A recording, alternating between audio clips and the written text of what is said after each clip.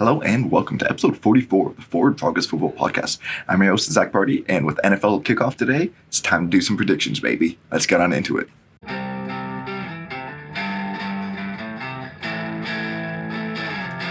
Alright guys, so it's finally time for my official win total predictions for each and every NFL team. If you want a more detailed breakdown of each roster, you can go check out my Who Are They series. I'm going to be putting the link in the description below. And yeah, let's just get right on into it then. So kicking things off with the NFC East, and fourth place, I have the Giants going 4-13. And as you see there on the graphic, their record is in red. So if I think that they're going to go under their Vegas over-under, that's going to be red. If I think that it's over, then that's going to be labeled in green. So I see the Giants as having the worst record in the NFC East, finishing at 4-13. I'm just not really a big believer in Daniel Jones, Kenny Golladay. I really liked Kenny Golladay before he came over to the Giants, but he just doesn't look the same here. This offensive line, it's like heading in the right direction, but is it going to be enough for this year? And Saquon, he's a huge wild card, but even then, it's a running back, so how much can he even really move the needle? And there isn't really much to be excited for on this defense outside of the defensive line, which I actually do kind of like. And third place, we have the Commanders going 7-10. So Carson Wentz, he's going to have his ups and downs, just like always. He's going to have some good games where you're like, oh yeah, that's why they traded for him, and some bad games where it's like, oh yeah, that's why two teams just gave up on him. And the rest of this team, I don't think has talented enough to overcome the downs. This defense is loaded with talents, but it played poorly last year, surprisingly, and they kept the same defensive coordinator, Jack Del Rio, who I feel like always underwhelms despite being like this defensive genius label. And then second place in the NFC East, I have the Dallas Cowboys finishing 8-9.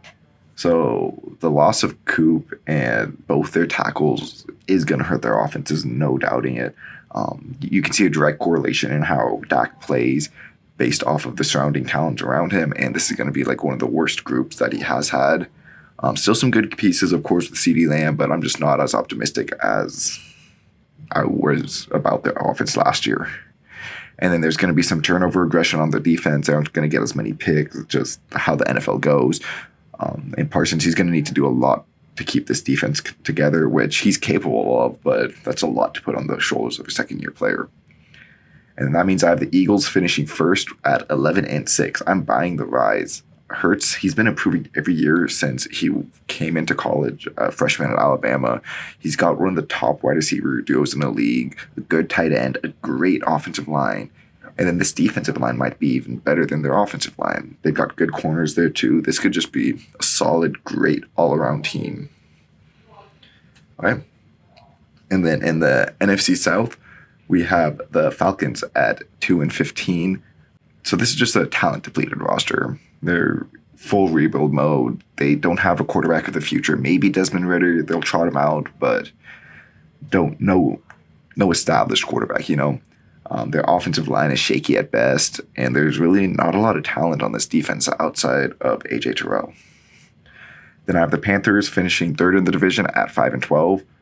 This is more so about the tough schedule that they have. I like Baker, but he's been so up and down. C-Mac, he can never stay healthy anymore, so can you really put too much stock into him? Like, I want him to be good, and maybe the Panthers will finish with a better record if McCaffrey can't stay healthy throughout the season, but we're just going to have to see. This offensive line is improving, but it's still a question mark. And then the defense has a lot of young talent. They just need to, step up and establish themselves. Coming in second in the NFC South, we have the Saints at 9-8. I think Jameis has a bit of a bounce back year. He's talented, and every time he plays good. He just had that one season with crazy turnovers, and people just think that's who he is. This offense, it should be good. Maybe not great. There are questions on the offensive line. Michael Thomas coming back. Is he going to be good again? Chris Olave as a rookie. There are definitely questions on this offense, but I think it still should be good. And also, how does it look without Sean Payton? Pete Carmichael has been there forever, so the offensive coordinator is sticking around. I think they should just be fine. Not too worried. This defense also, it looks great. It could be one of the best in the leagues, but the trading of Chauncey Gardner-Johnson is concerning, and then Marcus May just got arrested too, so have to keep an eye out on that. And then I have the Bucks then finishing first in the NFC South at 11-6. I definitely could see a slow start for this team, but I'm not like doubting them at all. They're gonna figure it out after a few weeks, get everyone rolling, get everyone clicking. By January, they're gonna be one of the powerhouses.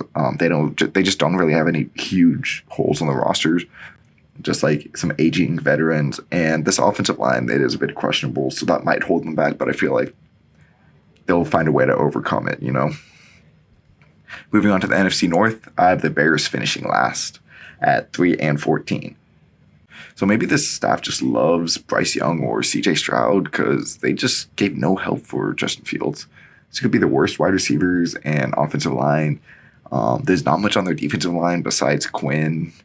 The linebackers are good, but Roquan, he's a question mark. Is he going to want to play? Is he going to be as committed for a team that's not willing to pay him? I do actually like the secondary, though. A lot of young pieces. They spend a couple of second-round draft picks on that. So I'm excited for the direction of the defense, but this offense is just rudderless and not wins games in the NFL. So in third place, I have the Lions finishing at 7-10. So improving upon last year, but maybe not all the way to where some Lions fans are wanting to get. But, they're starting to restore the roar. Williams, when he comes back, he's going to help this offense a lot. Jameson Williams, the wide receiver. And there's a lot of young pieces here, so they should be in a lot of close games, just like they were last year. I'm excited to see this deep pass rush, too. They have a lot of talented edge defenders, a lot of youth there, too, young guys. A guy drafted second overall, and then another one drafted in the second round this year. Lots of fun players to be watching on their defense. And the big swing factor, I feel like, on their defense, though, is Jeffrey Okudah. Can he be the same player that we saw in college now in year 3? Second place in the NFC North, I'm going to say that the Vikings are going to finish 10-7. They just got like a super loaded roster, but a lot of injury-prone players too. Kirk always produces, but can he step up in the big moments? They have amazing wide receivers, running back in Dalvin Cook, and Irv Smith. He's a breakout candidate at tight end. I really like him. This O-line definitely has their question marks, but there is a lot of youth and established starters too with Brian O'Neill, so does have some upsides. And this new coaching staff should give a boost to the offense, unlike Mike Zimmer. This defense is a bit concerning, not because of the talent. They have a lot of top-end talent, but there are older and injury-prone players like Danielle Hunter and Zadarius Smith on the edge, with like not a lot of depth behind them. Eric Kendricks at linebackers had some injury questions, and Pat Pete and Harrison Smith in the secondary. So hopefully everyone can stay healthy and not lose like stamina as this season goes along, because they're going to need them definitely. And then in first place, I have the Packers still at 13-4. The wide receivers look scary. A lot of you guys are going to be like, yo, what the hell is this guy talking about? 13-4 for the Packers with no wide receivers. But Rodgers is back-to-back MVP, and someone is going to step up here. There is talent in the wide receiver room, just untapped potential, I feel like. And Rodgers is going to need to throw the ball to someone. Maybe it's even Aaron Jones. This is the best running back duo in the league, I think. Maybe the Browns, but I really like Jones and Dillon. Jones can be a wide receiver if they need him to, like a slot, or even go all the way out wide a tiny bit. And if this whole O-line can stay healthy, it's top 3 easy. The defense is loaded every position on paper, no weak link. It's honestly kind of astounding. Like, they have a elite edge in Rashawn Gary. Like, he's defensive player of the year candidate. People underrate him. Jair Alexander, one of the best cornerbacks in the league, probably number 2 right behind Jalen Ramsey. And then their safeties with Adrian Amos, Darnell Savage. Their linebackers, Devondre Campbell and Quay Walker, they just don't really have any holes on that defense, and it could easily be the best in the league. And with Rodgers at quarterback, they're going to have a good passing attack no matter what, and this running game is going to be wild. So, yeah, don't sleep on the Packers. All right, so for the NFC West, I have the Seahawks finishing in last place at 6-11. They won't be good, but I can't imagine this team being terrible. Geno Smith is going to provide a floor that just they will win games. They're going to get the offense going and just do enough to win a couple low-scoring bouts, And Penny and Walker, they're going to be good running backs. That's a good running back duo as long as they can stay healthy. Both of them do have some injury question marks. Lockett and Metcalf are always a great duo, and adding Fant in there, I think, is going to give them like at least a decent passing attack. This offensive line is bad, but I'm pretty optimistic about their young tackles, and the D has some problems. They need rookie like Boya Mafe to step up and produce. And there's a lot of question marks, youth in the secondary. They right now have 2 rookies slated to start, so in a 4th and a 5th round rookie, so not like high draft picks. In third place, I have the Cardinals finishing 9-8. I think they're gonna have like the opposite of a normal Card season. They're gonna start slow but finish strong with D-Hop coming back. The offense is gonna be shaky early on, but when everyone comes back together, when D-Hop comes back, and I feel like they're just going to start getting clicking, you know? This defense definitely is concerning, though. I think can hold them back a bit. There's just like a lack of pass rush, a couple of young linebackers, and they do have a strong safety duo, but unproven corners. They made it work last year, though, with Vance Joseph, so we'll see if they can like put it all together again and, yeah, finish just above 500. And then I have the Rams in second place in the NFC West at 11-6. The brutal schedule hurts the Rams. I don't think that they're going to be much worse off than they were last season. They're going to beat some tough teams, but not all of them, and they're in a division that's always tough to lose a couple games there. This offensive line also has a couple new starters, but other than that, this team is mostly running this back. And this team, they went 12-5 last year, so not really even like a big drop-off, I'm predicting. But I do have the Niners finishing first in the division at 12-5. I'm buying all of the Trey Lance hype. And like, I think he's at least going to be good enough to make this offense one of the top ones with Shanahan's play calling. The offensive side of the football looks good everywhere outside of the line. Like I'm questionable about the line, but Trent, he's a god, and Shanahan knows how to make the offensive line look better with his scheme and the rollouts and all that stuff that he does. This defense is loaded too. Hopefully everyone can stay healthy this year. Like it definitely, I can see it finishing as a top 5 defense. And then based off of those records, this is how I see the playoff picture, with the Packers getting the 1 seed and the bye, the 49ers having the 2 seed, the Buccaneers having the 3 seed, Eagles with the 4 seed, Rams with the 5 seed, Vikings with the 6 seed, and then the Saints beating out the Cardinals with the tiebreaker to get the 7th seed. And then for the rest of the seeding, you can either look, or if you're listening to this, Cardinals at 8, Cowboys at 9, Lions at 10, Commanders at 11, Seahawks at 12, Panthers at 13, Giants at 14, Bears at 15, and the Falcons as the worst team in the NFC at 16th place. All right, now moving on to the AFC. We got the AFC East starting off with the Jets finishing in last place in the division once again, 5-12. The Zach Wilson injury is going to hurt his development, hurt where they wanted him to be by the time the season start. And with a slow start with Flacco and Wilson coming back and dealing with like the transition and just getting reaccumulated to the offense, there are so many pieces to like on this offense. But like, man, can this quarterback room, whether it's Flacco or Wilson, can they put it together and make it click? Same with the defense. It worked ranked 32nd in the year last year with Robert Saleh, the defensive guru at head coach. There's a lot of new talent, namely Sauce, Johnson. You're getting Lawson back off of injury. It should be better. Like on paper, they look like a good defense, but will it actually be? That's yet to be seen. In third place, I have the Patriots going 8-9. This offense without a coordinator, it's going to struggle like a boat without a rudder. Sophomore slump is incoming for Mac. I'm definitely seeing there's just like not any real exciting weapons to go to. This offensive line is just going to be fine. Like this offense is just going to be fine.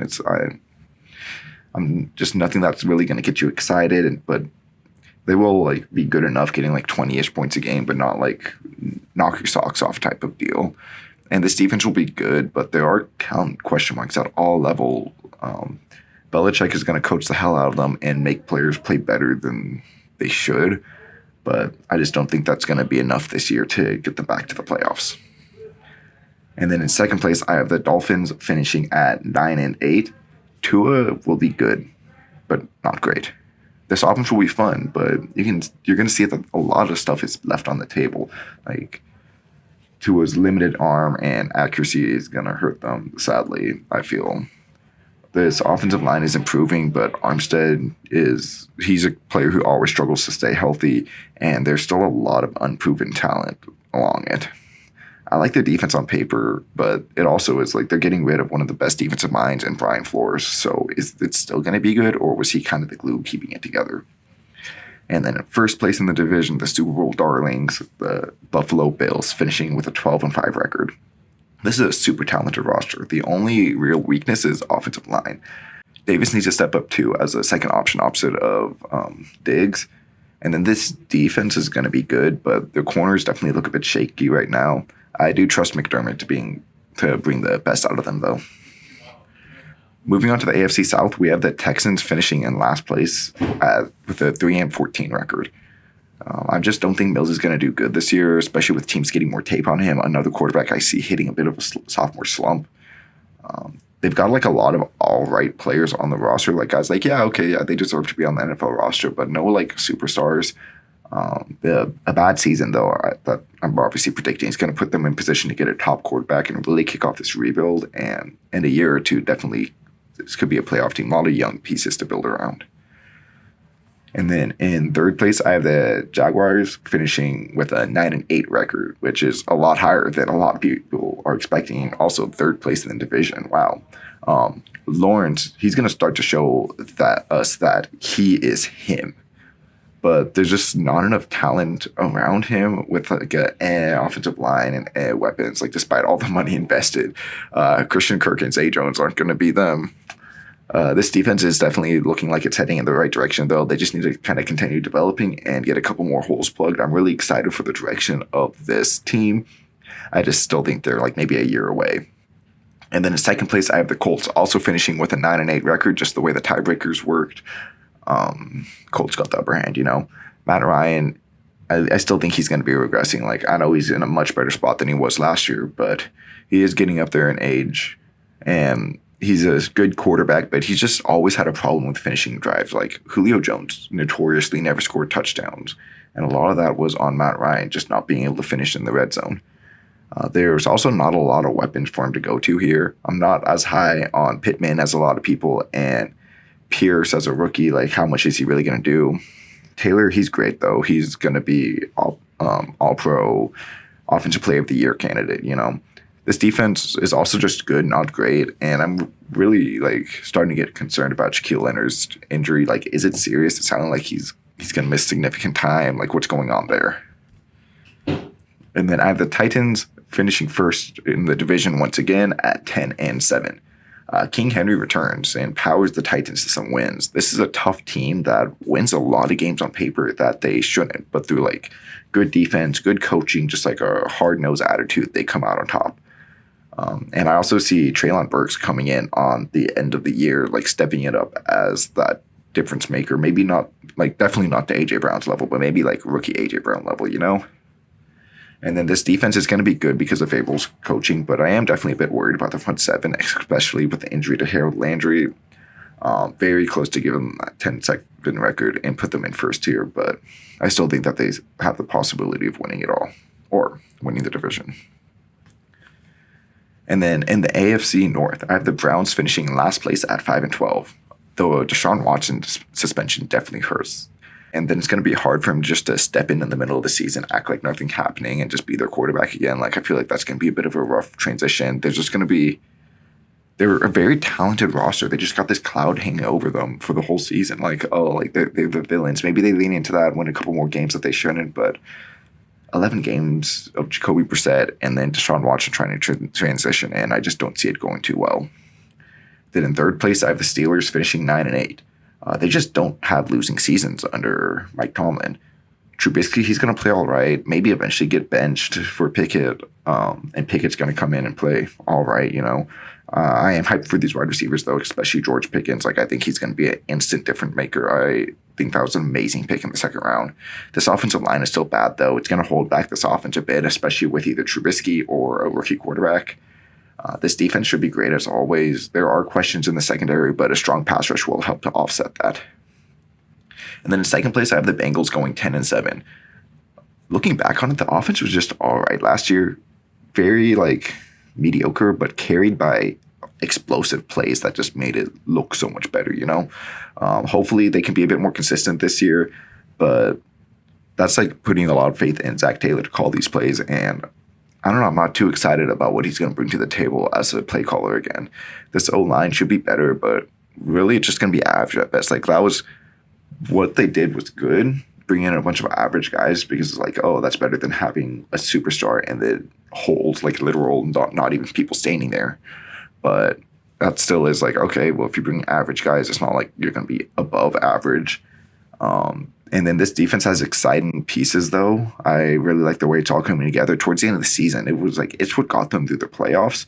Sneakily, I think it could be better than their offense. It could be a defensive first team. And then in first place in the division, I have the Ravens going 12-5. The Ravens were good last year, despite being depleted by injuries. Just like barely missing the playoffs, they were the number 1 seed at one point. I'm liking this offense getting back to the basics with heavy tight ends, leaning into the strengths of Lamar Jackson, targeting the middle of the field, using his legs as a passer on the move, obviously in the run game, and then hitting his big targets for big gains. And this defense is looking good too if everyone can come back and stay healthy this year. That's just their big thing. Like, man, they need to stay healthy. But if they do, this is going to be one of the best teams in the league. And then last but certainly not least, we have the AFC West, the powerhouse division.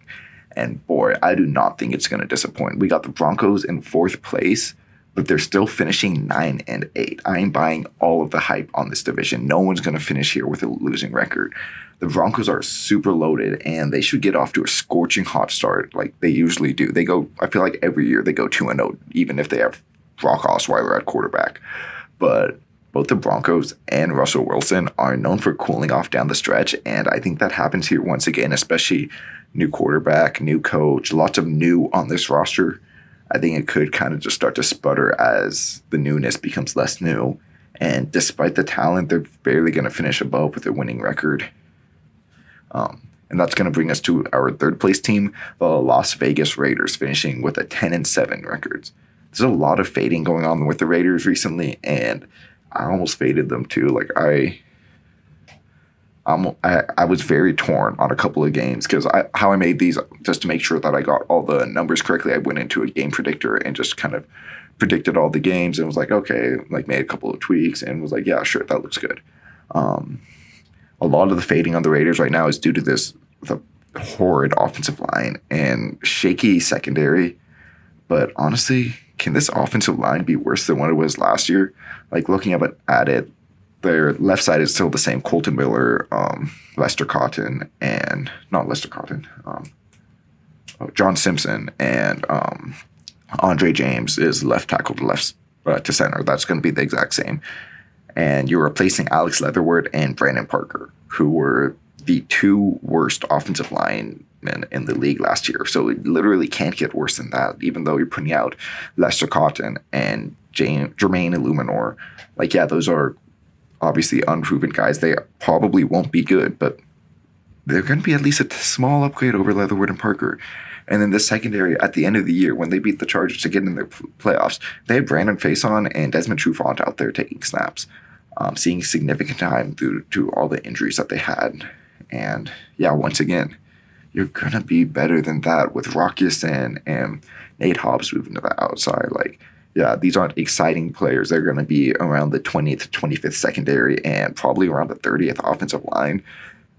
But they had all that, and they had a coach get fired or resigned midseason, a star player arrested for killing someone, and they still made the playoffs last year. And what they do this year, they added some star players, namely Devontae Adams and Chandler Jones. They have better coaches. This still should be a good team. But obviously, I still have them 3rd in the division because that's just how freaking loaded this division is. Because the Chargers are going to finish 2nd at 11-6. The Chargers are always off-season darlings and never live up to the hypes. But this team is just so loaded that they just have to this year. Like, it would be mind-boggling, meltdown, fire everybody sort of thing, barring injuries, if they miss the playoffs or don't live up to the hype. If they like barely squeak in, like, you got to start firing people because, man, this roster's loaded. Should be one of the best teams in the league, most fun team to watch. I think they will lose some games because of their stupid luck, but man, I'm excited to watch them play, and they should have one of the best seasons in the league. But obviously not the best. So I have the Chiefs finishing 13-4. They're still the kings of the AFC West. Reid and Mahomes are going to remind everyone just how good this team is, still being one of the best, if not the best offense. They got a couple of talented receivers that they are going to be able to take advantage of. And this defense is taking steps in the right directions too. I love the Karlaftis and McDuffie pickups that they had in the first round this year. And even last year, their defense was playing better down the stretch than normal. This should be one of the league's best teams once again. All right, so then taking a macro view at the whole AFC, you got the Chiefs as the 1 seed, the Bills as the 2 seed, the Ravens as the 3 seed, the Titans as the 4 seed, and then the Chargers as the 5 seed, the Raiders as the 6 seed, and the Bengals at the 7 seed. And that's not for the lack of trying from all the other teams. This AFC is absolutely loaded. If you look at my predictions right here, I have 5 teams who just missed the playoffs with a 9-8 record. It's going to be the Dolphins, the Steelers, the Broncos, the Colts, and the Jaguars. And then the Patriots right outside 2, sitting at 8-9 and 13th. The Jets 14th, the Browns 15th, and the Texans as the worst team in the AFC. All right, so that's how I see the regular season playing out. Obviously, a lot of different things can happen. The NFL is a game of every given Sunday. I'm going to be wrong, and I'm excited to look back at this and laugh at myself. And also, though, I feel like I will be right about a few things. Obviously, that's what I'm putting out there. It's going to be cool. At the end of the season, I will be doing a little recap video. And yeah, let me know what you guys think, too. Who am I too low on? Who am I too high on? But with that, let's get on into the playoffs. Okay, so starting off the NFC playoffs round 1, first up we got the Los Angeles Rams heading to Philadelphia to take on the Eagles, and I have the Rams taking control of this game and winning it. Good to see the Eagles make the playoffs and be host of playoff games as the NFC East representatives, but the Rams are just such a loaded roster, talent top to bottom, and the Eagles are a young team, back-to-back playoff berths, but not quite the year where I see them winning and making a deep playoff run. Next up, we got the Vikings and the Buccaneers facing off, and once again, I had the more proven roster, the Buccaneers winning this and moving on to the next round. Tom Brady in the playoffs, he's just a different animal. The Vikings know that. The Kirk Cousins, he's notoriously bad in big-time games, and once again, I just don't think that he's going to be able to step up and go toe-to-toe with Tom freaking Brady. And then with the Niners versus the Saints, once again, more experienced team, the better. Even though they do have the rookie quarterback or second-year quarterback in Trey Lance, I'm just so high on the Niners right now. I think the Niners are primed for a deep playoff run as long as Trey Lance is good. And I'm putting all my eggs in the basket that Trey Lance will be good, making the Niners one of the best teams in the league, taking advantage of that and beating the Saints. So round 2, we got the Rams heading to Green Bay, taking on the Packers in Lambeau, and playoff football in Lambeau, that's what it's built for. And now this team is actually built to win in January cold weather football. They aren't a pass-first offense, they're a run-first offense with a great defense. And I think that the Packers move on quite convincingly. Running the ball, they're going to stifle this defense. Matt Stafford's going to make mistakes, and Rodgers, when he does need to pass it, he's going to be pinpoint accurate and just he's going to be the 2-time reigning MVP. And then San Francisco versus Tampa Bay, I have San Francisco keep on advancing. Tom Brady's historical career is likely coming to an end after this season, and to go out versus his childhood favorite team. But sadly, he can't get it done. This defense is just going to be all over him, putting up pressures, getting the interceptions, getting sacks, turning the heat all the way up to 11. Trey Lance and this offense is just going to be ballistic in this postseason. So that's going to lead to the NFC Conference Championship between the Green Bay Packers and the San Francisco 49ers. And can the Green Bay Packers finally get multiple monkeys off their backs? Oh, they can't win in January. They beat the Rams and move on to the championship. They can't win the championships. They've been 0-4 in the last 4, and they can't beat the Niners. I think it might be the same number, 0-4 versus the Niners in the playoffs recently. But I think they finally overcome all their deficiencies. This is the year for the Packers. Yes, that might be surprising. They don't have wide receivers. They're gonna figure it out, though. I'm confident in Dobbs. I'm confident in Watkins or someone stepping up enough. And then with Aaron Jones, A.J. Dillon, Aaron Rodgers, one of the best offensive lines in the league, they're going to get enough offense to get it done. And this defense, as I said in my talking about them during the regular season, this is one of the best defenses top to down that we have ever seen on paper. And unless the coaching sucks or injuries or something happens where they don't live up to expectations, like, this should be the number one defense. And if I think they will be and carry this team to the Super Bowl. Moving over to the AFC side of things, we have the Los Angeles Chargers heading over to Tennessee to take on the Titans. And this is probably one of the worst matchups for the Chargers, as they're notoriously bad at run defense, and the Titans are just notoriously freaking Derrick Henry. But I still do have the Chargers coming out on top. Just Justin Herbert's going to work some freaking magic. This is going to be a toe-to-toe game the entire time, but the passing attack just is more valuable than the rushing attack, and that's really when we're going to see this here. And then the Baltimore Ravens are going to host the Las Vegas Raiders, who I do have also moving on to the second round, because this AFC West is just freaking wild, baby. I'm really buying into the Derek Carr, Davante Adams connection. This offense is going to be clicking on all cylinders, and not much is going to be able to stop it. This defense will have this woes, and this is going to be another exciting matchup, just like week 1 last year, where it went down to overtime with Zay Jones catching the touchdown. But instead of Zay Jones catching touchdowns, now you got Davante Adams. So, yeah, I have the Las Vegas Raiders moving on there. And then with the last game, we have the Cincinnati Bengals going to Buffalo, taking on the Bills, and the Super Bowl favorites move on there. The Buffalo Bills are just a super loaded roster, and we're going to see the matchup that a lot of people wanted to see last year after the exciting 13 seconds where the Bills can hold it. People are like, oh, but if Buffalo moved on, they would have beaten the Bengals. Well, now we get to see, will they? And yeah, I think they move on. And then moving on to round 2, we have Kansas City Chiefs hosting the Las Vegas Raiders, and this is where the Raiders' magic ends once again. The Chiefs are just too much for the Raiders. They've had the Raiders number for, I don't know, almost my whole life, it feels like. And they're going to have it once again. There's only one time in Mahomes' career that he's lost to the Raiders, and maybe it happens again this season in the regular season, but come playoff times, the Chiefs are a different animal. They're a different breed. They've been there before. They know how to win in the postseason, and the Raiders still got to learn that, and I just don't think this is the year that they do it. Sadly enough, I'm a diehard Raiders fan. I don't want to be putting the Chiefs winning, but hey, like, I got to be realistic here. The Chiefs are one of the best teams in the league, and they're going to, if they don't make the conference championship, that will be extremely surprising and disappointing. And then the second game, we have the Los Angeles Chargers heading to Buffalo, taking on the Bills, and I have the Bills moving on once again.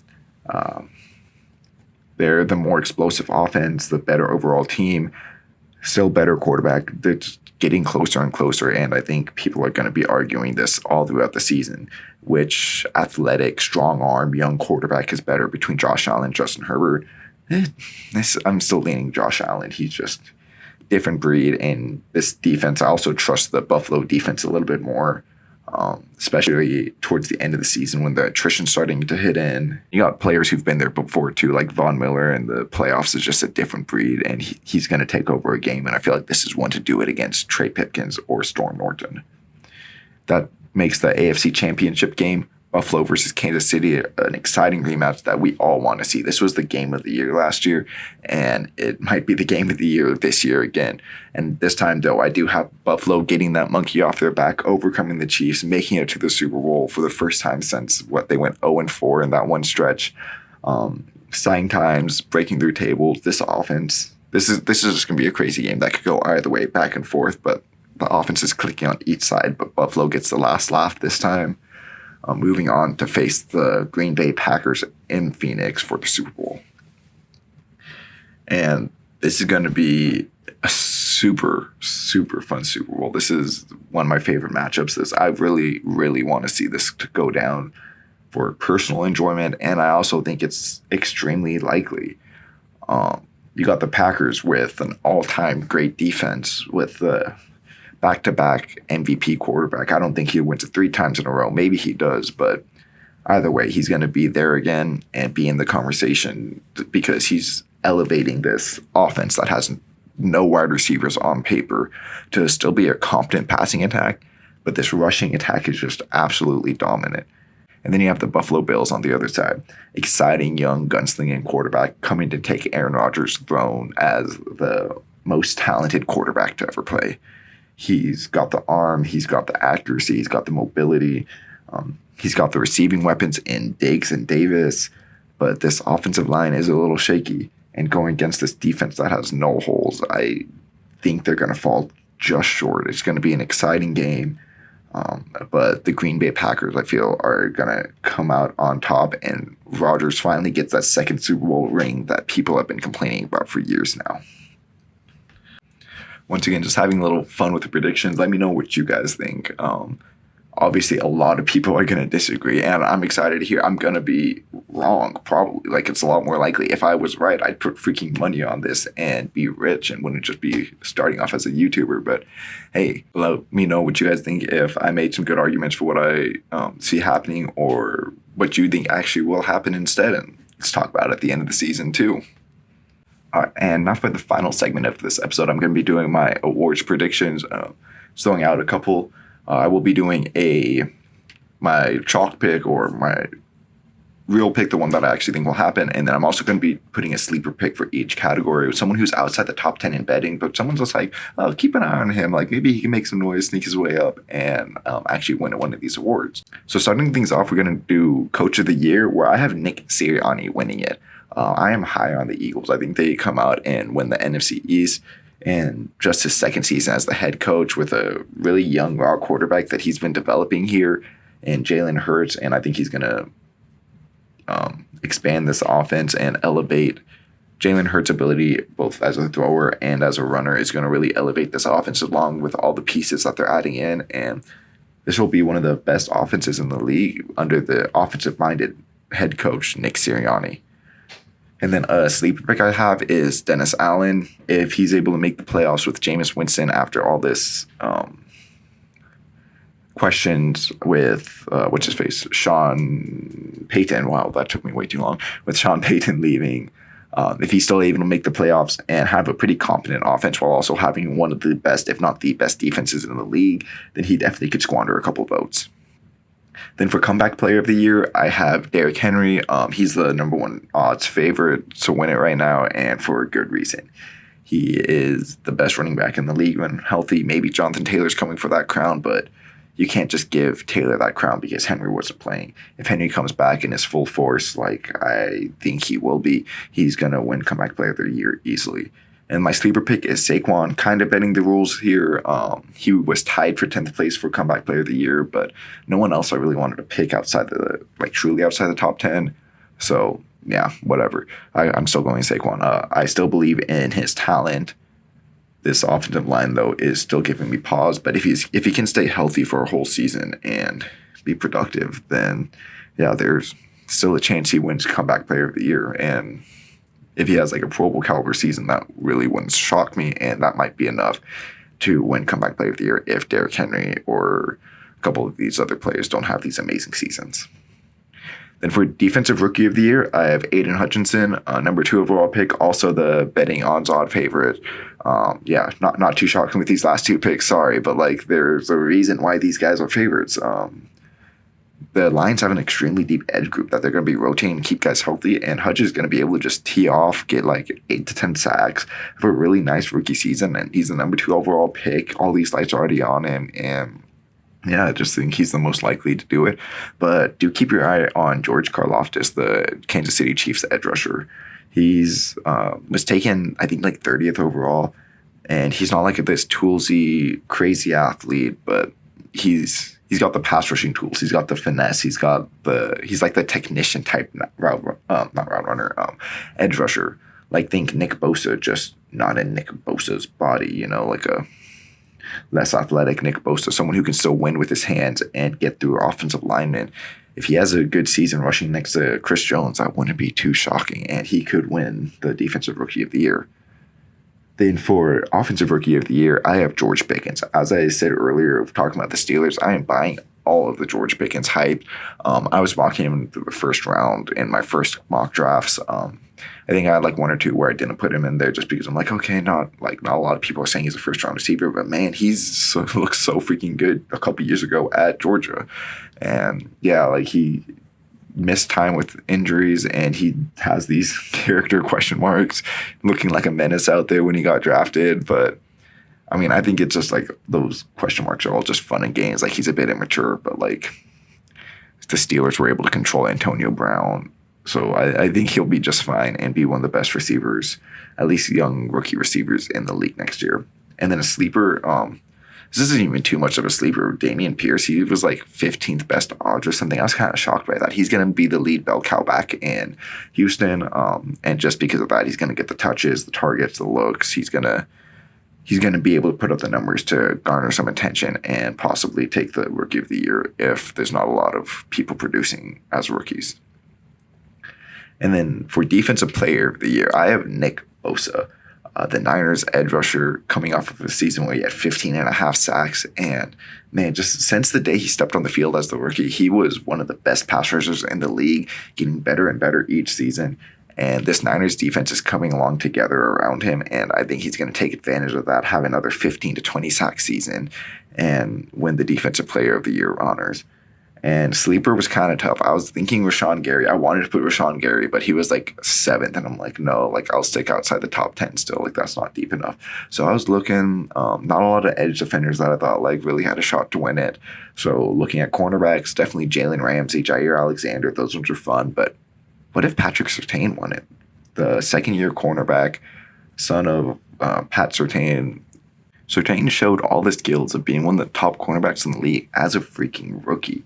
And if he steps along that with the Broncos, if the Broncos have a really good team, which is very, very likely, like I know I have them finishing 9-8, so they'd probably have to finish with a bit better record than that for Surtain to finish as a Defensive Player of the Year. But I definitely think that's possible for him just to lock down one side of the field. And if he had a Stephon Gilmore type season and he has good ball skills, he can get a couple picks. He'll get his hand on the ball while also locking down the opposing receiver. So I think it's a very, very long shot. Like I think one of these edge rushers or Aaron Donald will win it. But if you're looking for a sleeper, Surtain isn't. Like I don't think that's too crazy of a choice. Then for Offensive Player of the Year, I got to go with Justin Jefferson. Bringing over this Kevin O'Connell, the Sean McVay offense, he's going to play a lot of that Cooper Kupp role, see a lot of heavy targets, and that offense is actually going to want to pass the ball with a good quarterback in Kirk Cousins. He's got a chance. I don't think he'll get Triple Crown. Maybe he does. He's, I think, the most likely to get Triple Crown out of the receivers. I don't think Cooper Kupp can repeat, especially with Allen Robinson now there. But he's going to see hella targets. He's going to be used in creative ways, and I think he'll be the best offensive player, non-quarterback in football next year. Non-offensive lineman too, because Trent Williams exists. But then my sleeper pick is Aaron Jones. As I said, Packers don't have wide receivers. That's no secret. Everyone knows that. Aaron Jones has receiver-like abilities. So if he has like 1,000 rushing yards on the ground, splitting carries, he could easily also have 1,000 yards as a receiver split out wide, 2 running back sets, or just being the check down out of the backfield. If he puts together a 2,000-yard, 20 total touchdown season, as like they're just going to need to lean on him, that wouldn't shock me too much. And like I was looking and scrolling through the list, looking at the odds, thinking like, oh, who's a good pick? And I saw Aaron Jones sitting there like kind of far down. I should have written down how far down he was, but I was like, oh, that's not a bad, like outside the top 10. Like I think it might have been outside the top 20. Like that's a pretty good deal, like for a sleeper pick. And then last, but certainly not least, the most important award in the whole NFL, we got the MVP award going once again to Patrick Mahomes. I've got the Chiefs finishing 13-4 despite trading away Tyreek Hill, still being one of the best offenses. He's gonna be electric. He's hearing all this criticism, all this hate. Oh, he can't handle too high shells from people who just learned what a too high shell was a month ago. He's gonna want to shut people up. And these receivers also are gonna want to prove people wrong. Juju Smith-Schuster came into the league electric, and now people will like barely think that he can run or something. Like they just think that he's a non-existent receiver. MVS is always like, oh, he's good, but he doesn't have hands. Mecole Hardman, don't know what's going on with him. Why isn't he good? And Sky Moore, he's a rookie second-round pick, undersized. these guys are going to want to go out there and prove people wrong, and so is Mahomes, so is Kelsey. Everyone out here is out for blood, and I think Mahomes just has one of these incredible seasons again. Maybe not like his sophomore campaign putting up 50 touchdowns, but like 5,000 yards, 42 touchdowns, and being like, yeah, I'm still him. And then my sleeper pick is Lance. As you guys know by now, I'm very high on the 49ers, and a lot of that is because of Trey Lance. He is this very raw prospect. A lot of different outcomes can happen this season, and I'm on the boat that he is a hardworking kid. He's put in the work this offseason. He's learned the playbook. He's worked his mechanics with Kyle Shanahan. He's gonna be the player that Kyle Shanahan wanted at 3rd overall and elevate this offense to new heights. And I'm so excited to see what happens. There's a lot of recently before the back-to-back Aaron Rodgers MVPs, it was like second-year breakout players or just like guys who kind of came out of nowhere, and that can be Lance this season, and that's why I'm putting him as my sleeper pick. Yeah, let me know what you guys think about all the different awards. Who's your coach of the year? Who's your MVP, offensive player of the year? We're going to have a lot of differences, and I'm excited to see what you guys think too, because just talking football, that's what we're all here for, right? All right, and now it's time for the final segment of the episode. As I said at the beginning, as you guys are more than well aware of, today is the kickoff for the National Football League. We got the Buffalo Bills heading to the defending champion Los Angeles Rams, Super Bowl favorites versus the Super Bowl defenders. Who's going to win it? I've actually got the surprisingly underdog, Los Angeles Rams pulling off the upset. The spread's 2.5, at least as of right now. Either way, cover win. What I'm going to do throughout the series, I'm going to be previewing every single game on my next episode coming out Friday. I'm going to talk about 3 key matchups that I'm looking at, 3 key swing factors of the game. So we're going to start that right now. And my first pivotal matchup I see is the Rams wide receivers versus the Bills corners. Trey White is out. You got Kaiir Elam starting his first game.